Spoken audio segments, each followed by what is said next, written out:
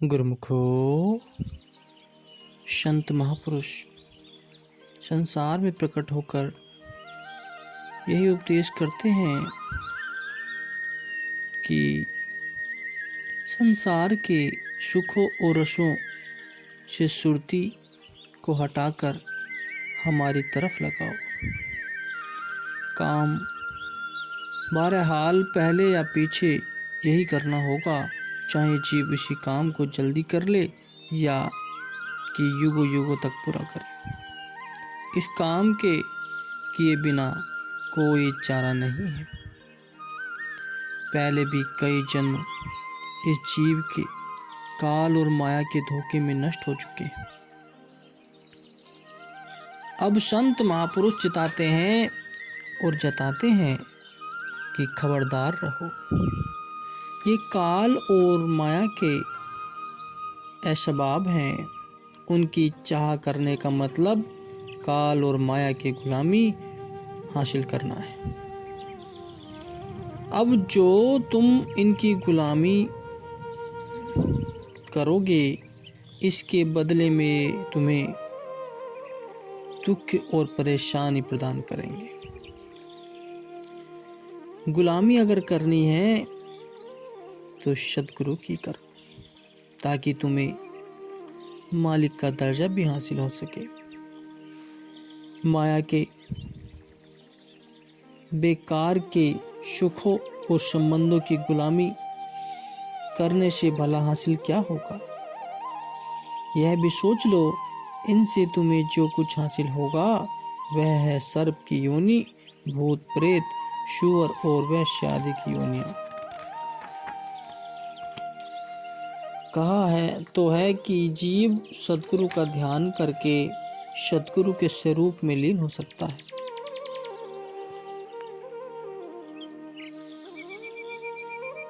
और कहा मायावी असबाब में मन लगा देने से सर्प, भूत प्रेत, सुअर, गंदगी, कीड़ा तक जा बनता है। यह भला कोई मामूली दर्जे का नफा नुकसान नहीं है, यह तो बड़े भारी नफा नुकसान का सवाल है। जो 84 लाख योनियों का मिसाला है, उसी का ही यह जीव मान करता है और इसी की खातिर ही मालिक को दिल से भुला देता है। ये तो दुश्मनों की गुलामी है। यह बहुत बड़ा धोखा है, किंतु सभी दुनिया इसी धोखे में लगी हुई है। सद्गुरु सत्पुरुष इस भारी धोखे से जीव को छुड़ाते और बचाते। अब जो कोई सद्गुरु के वचन, सद्गुरु की मौज और उनकी आज्ञा को मानकर उस पर अमल करने लगे तो उसका काम बन सकता है। कुदरती तौर पर संत सद्गुरु के वचन में रूहानी ताकत भरी हुई होती है, क्योंकि वह खास दुर्दर्गा का वचन है। जिस किसी ने इस वचन को मान लिया वह माया से बच गया, नहीं तो दूसरी सूरत में माया का शिकार बनने में कोई शक नहीं है। यह कोई बनावटी बात नहीं है, बल्कि यह कुदरती अमर और अटल फैसला है कि अगर जीव अपना कल्याण करना चाहे तो यही करे कि सद्गुरु के वचन में अपना ख्याल मिला दे, बस वह सद्गुरु के धाम में जा पहुंचेगा। अतएव अपनी श्रुति को सब जगह से रत्ती रत्ती पाई पाई करके जमा करके सद्गुरु को अर्पण कर दे। दुनिया और माया सब धोखा है। इन्हें देखकर अपनी आंखों को रोशनी प्रदान करें, अपनी आंखों से पट्टी हटा लें, क्योंकि इन बेकार के कामों से करने से आत्मा को शांति नहीं मिलेगी।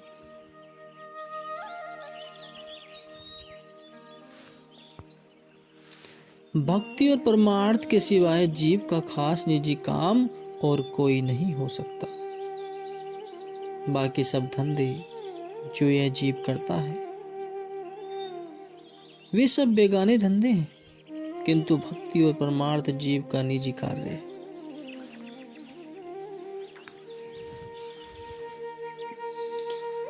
संत सत्पुरुष ही जीव को उसका निजी कार्य अर्थात भक्ति और परमार्थ का कार्य बताते हैं। जब जीव संत सत्पुरुषों के सत्संग द्वारा असलियत की तरफ रुख करता है और भक्ति प्रेम के मार्ग पर चलता हुआ सच्चाई की ओर बढ़ता है, तो यही परमार्थ का काम है। संतों महापुरुषों का सत्संग, संत सद्गुरु की सेवा और सद्गुरु के शब्द की कमाई, भजन अभ्यास, ये सब भक्ति और परमार्थ की सीढ़ियां। संतों सत्पुरुषों का यही मिशन है कि वे जीव को भक्ति और परमार्थ के निजी काम में लगा देते। उस सिलसिले में जीव को ये सभी मंजिलें तय करनी होती हैं।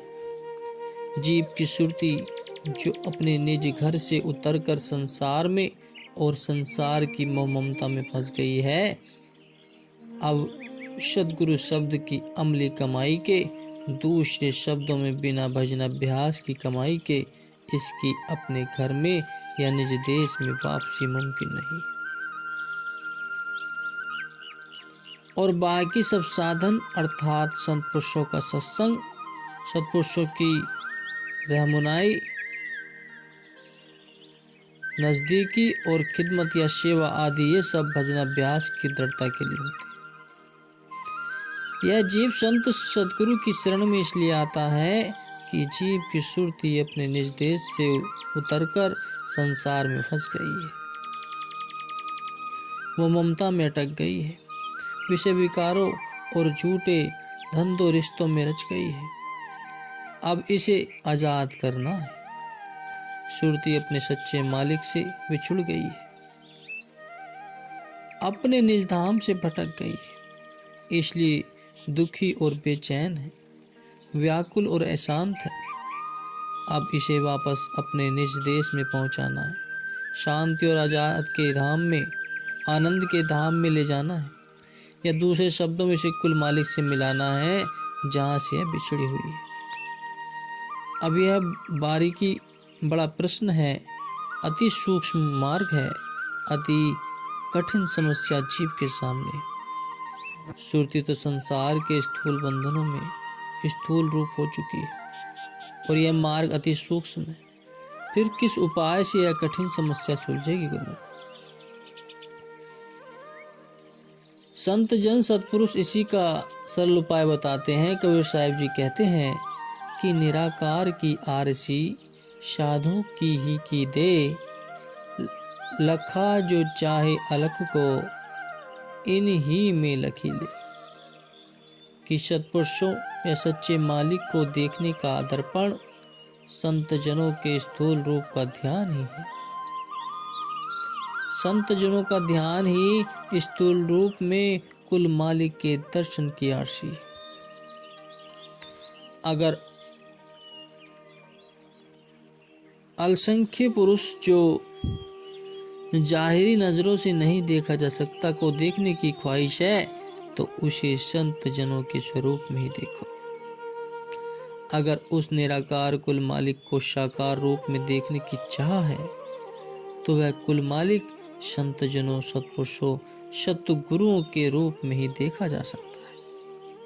इसी रूप में ही उस सच्चे मालिक का दर्शन करो, इसी रूप में ही उससे प्रेम करो, इसी रूप में ही उसकी सेवा, भक्ति और संगत सोबत हासिल करो। यही मालिक के दर्शन की आरसी है।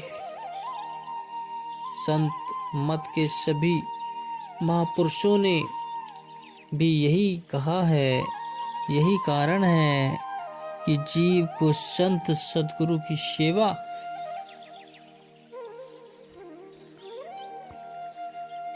की और संत सद्गुरु के ध्यान सबर की ओर, संत सद्गुरु के साथ दिली रिश्ता जोड़ने की बड़ी जरूरत है, ताकि इन उपायों से सुरती धीरे धीरे मालिक की तरफ रुख रखती हुई सतगुरु के शब्द की कमाई या भजनाभ्यास में दृढ़ होती जाए और फिर सद्गुरु शब्द की कमाई के द्वारा अपने निज धाम को प्राप्त करे। जिस प्रकार का काम करना हो उसके लिए उसी प्रकार के साधन और शिक्षक की जरूरत होती है, नहीं तो काम पूरा नहीं हो सकता।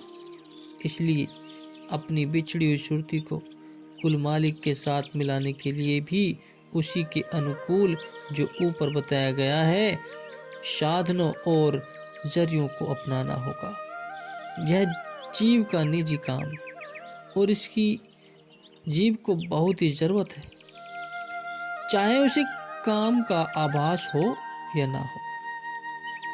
यदि भक्ति और परमार्थ की कमाई का काम है और इस काम के लिए जरूरी है कि भक्ति और परमार्थ से अनुकूलता रखने वाले सामान जमा करे और उन साधनों को प्रयोग में लाए, तो अंदर में मालिक का जलवा और मौजूदगी है।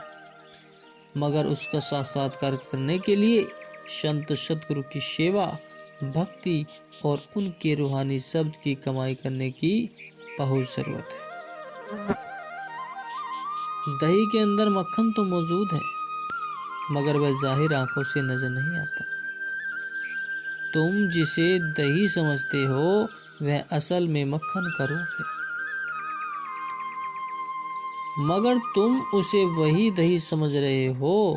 इसमें शक नहीं कि दही के अंदर मक्खन मालूम नहीं होता, किंतु वह उसके अंदर में मौजूद जरूर है। अगर दही में से मक्खन का दर्शन चाहते हो तो उसे भिगोना पड़ेगा। दूध से मक्खन जो चाहो तो भिगोना चाहिए। जिस प्रकार दही से मक्खन हासिल करने की आवश्यकता है, तो उसको भिगोना जरूरी है, क्योंकि यह उसकी प्राप्ति का उपाय है। इसी प्रकार ही अपने अंदर में अपने इष्ट देव, कुल मालिक या सद्गुरु का जलवा और स्वरूप देखने के लिए, अर्थात मालिक का दर्शन पाने के लिए सद्गुरु शब्द की अमली कमाई का बिलोना करना पड़ेगा। बगैर सद्गुरु शब्द की अमली कमाई या भजनाभ्यास के मंजिल का दर्शन हासिल होना मुमकिन नहीं है। तुम भगवान का साक्षात्कार चाहते हो। भगवान क्या है? वे सत्य चित आनंद स्वरूप हैं। सत्य अर्थात चाहत, कायम या पूर्ण रोशनी, चित्त अर्थात चैतन्य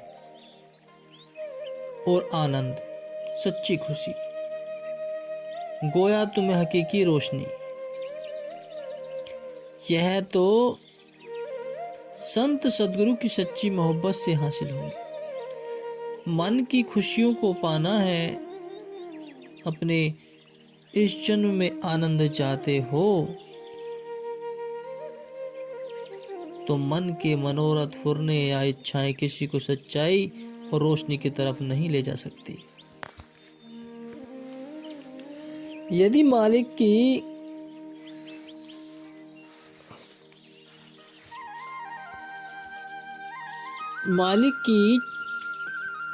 कृपा को प्राप्त करना चाहते हो तो मुर्शिद की सूरत में देख।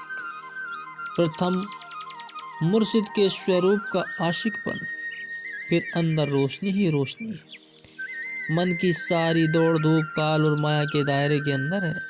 संतों का फरमान है कि मना मनोरथ छाड़ी दे, तेरा किया न होए। जो पानी घी निकसे, तो रूखा खाए न कोई।